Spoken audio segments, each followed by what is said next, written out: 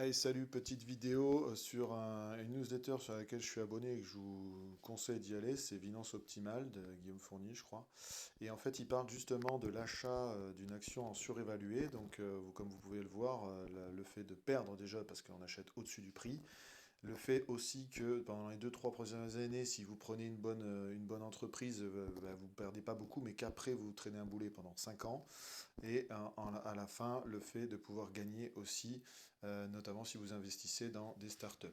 Donc voilà, c'était juste une petite vidéo pour vous montrer que acheter en surévalué, c'est pour ça qu'il faut prendre le temps d'investir chaque mois et de bien faire une étude des fondamentaux sur une action avant de l'acheter.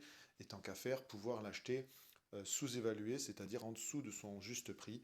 Et vous avez différents outils comme Invest to Morning par exemple, que j'utilise moi.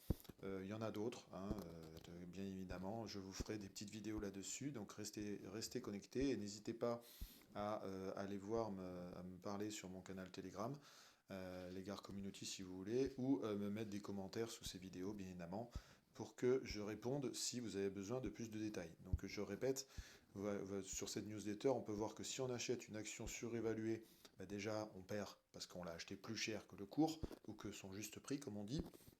Tu vas peut-être gagner sur certaines actions, sur certaines sociétés, pardon, les deux ou trois premières années, notamment les sociétés, comme on dit, par exemple, too big to fail, trop grosses pour perdre. Mais par contre, tu risques de te traîner ça pendant 3 5 ans avant de pouvoir arriver à te rembourser ou voir si le marché va dans le mauvais sens, ben, perdre de l'argent. Hein, d'accord? Et enfin, tu peux gagner, mais ça c'est des fois, bah, c'est souvent pas lié, c'est de la chance ou parce que c'est on va dire une entreprise à la mode, notamment quand ça fonctionne comme il dit là en start-up. On l'a bien vu par exemple par WeWork, où on aurait pu acheter une action surévaluée, mais les 2 premières années elles ont explosé.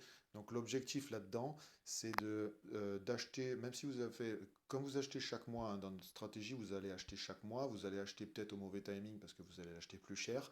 Eh ben, c'est de regarder, d'être vigilant et de regarder la vie de cette société vis-à-vis des informations que vous allez recevoir dans les journaux, etc., pour éviter justement de vous traîner un boulet ou d'attendre trop longtemps pour faire un arbitrage et la vendre, notamment par exemple arriver à la vendre au prix que vous l'avez vendu, ce qui est dans les marchés boursiers des fois peut mettre beaucoup de temps.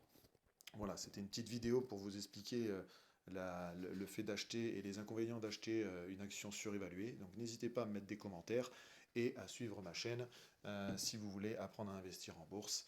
Et restez bien connectés parce que j'ai une formation que je suis en train de faire et que j'espère va vous apporter les informations et vous donnera surtout accès notamment à un groupe très privé où on va s'entraider bien évidemment pour avancer tous ensemble et pouvoir se constituer un portefeuille rentable et résilient euh, avec notamment avec une gestion, on va dire, passive dans le sens où ça vous prendra de moins en moins de temps pour le suivre et pour faire vos arbitrages et pour emmener la diversification que tout le monde recherche pour vous constituer un revenu complémentaire en plus par exemple de votre salaire. Je vous dis merci encore de me suivre et je vous dis à une prochaine vidéo. Ciao ciao.